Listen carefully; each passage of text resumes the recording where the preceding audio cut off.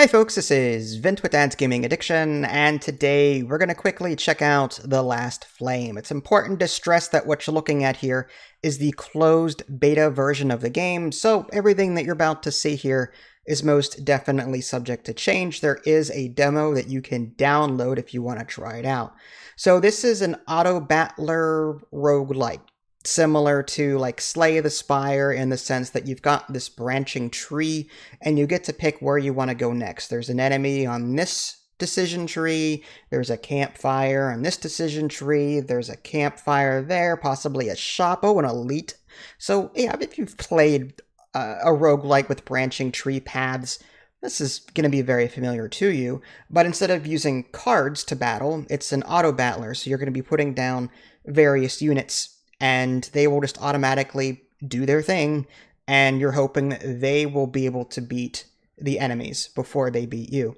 Now, it's not the end of the world if a couple of your units die in battle. In the very bottom left-hand corner is a resource called Flame. It's that blue little meter there. If one of your people die, they will resurrect for your next battle, but you lose that flame, and if your flame reaches 0, you lose the run. So there's that. But you also earn flame as you go, as well as like gold and trophies. Trophies allow your troops to level up faster than they normally would. Yeah, they do earn experience and do level up over time as they battle, but these trophies nudge them. They give them that extra XP boost. And what's cool is you can pick different abilities as they level up. There's a slight like RPG element where you can equip different items to these characters. But yeah, if you've ever played Tavern of Gods, that's another recent one that I've played. It's an auto-battler. It's more side-scrolly, though. There's also Gladiator Guild Manager, which is another recent one that I've played. So it's a cross between like Slay the Spire and like Gladiator Guild Manager. The view is top down, and typically what you do in a battle is you decide where you want your units to go. You, to some degree, can influence what enemies are targeting whom, which is kind of nice. And after every battle, you're rewarded with some kind of thing, whether it be, some kind of equipment or, gold. There's a number of things, artifacts or relics, whatever they're called in this game.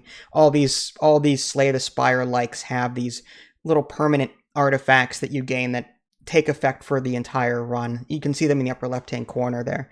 But anyway, one of the things that kind of, I don't know if I liked it or it's just there's a mechanic in this game where you need two things to form a piece of equipment. I don't remember off the top. I think there's blueprint. You need a blueprint, which has a set of stats on it. And then you need like it's not an artifact, but it's something else. It's called something else. It's essentially an item, but is not usable on its own. You have to take one blueprint and one item, whatever it was called, and then combine them at something called a forge, which you can access at any time, and that forms the item. Now, that's kind of cool in theory. I like the idea of like taking stats from this thing and stats from this thing, and then combining them to sort of like customize what kind of equipment you get. So part of me is fine with that. However, I think it's a bit more convoluted than it needs to be. Like, why does that system take effect? Why not just have like, a multitude of items drop with randomized stats and you can pick the one that you like?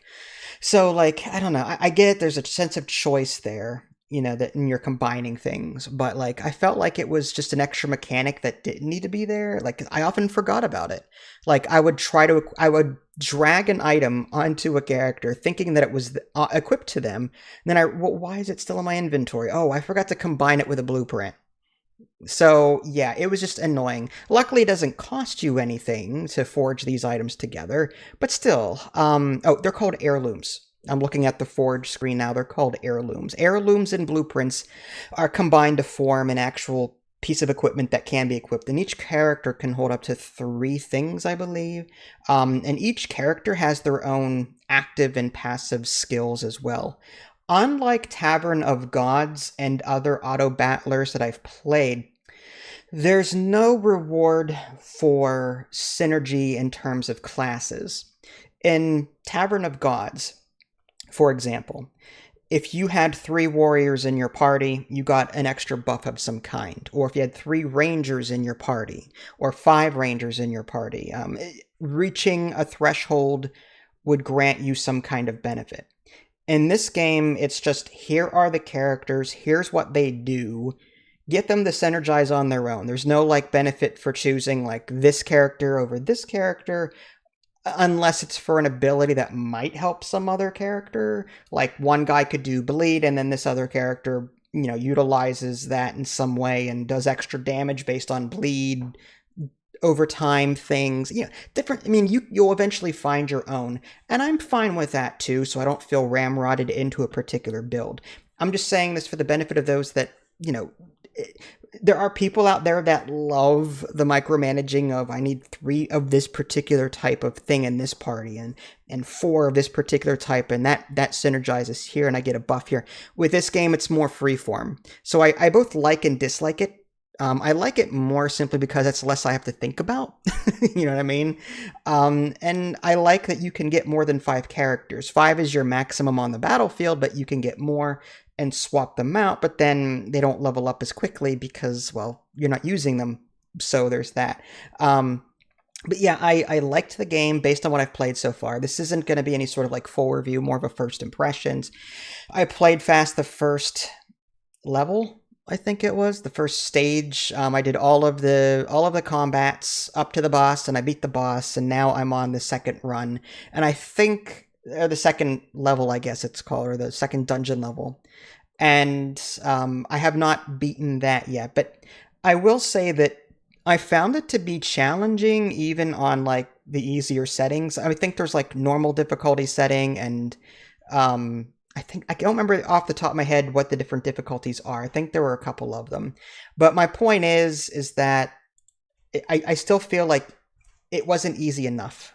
I was struggling. I started the tutorial run is what I did. And even with that, I had a hard time. Like, my characters are dying repeatedly. And I get that there needs to be some kind of challenge, but when you're learning the game like that, and you don't know what synergizes with what, and you're overwhelmed by certain things, it's like, well, I just prefer easy modes on games that, just so I can play casually and cover things while enjoying it. But all in all, I enjoyed this experience. I do prefer Gladiator Guild Manager better, simply because it's a bit more fleshed out. It's a bit more fluid. The combat's more fluid. There's more to do. But then again, I placed a closed beta. There's going to be more items, relics, heroes, origins. There's also endless and challenge modes, 5 different difficulty settings. So I look forward to seeing what else this game has to throw at me once that content is available. So first impressions are good. Try the demo out. This is Vince. Thanks for watching. Catch y'all next time. Take care.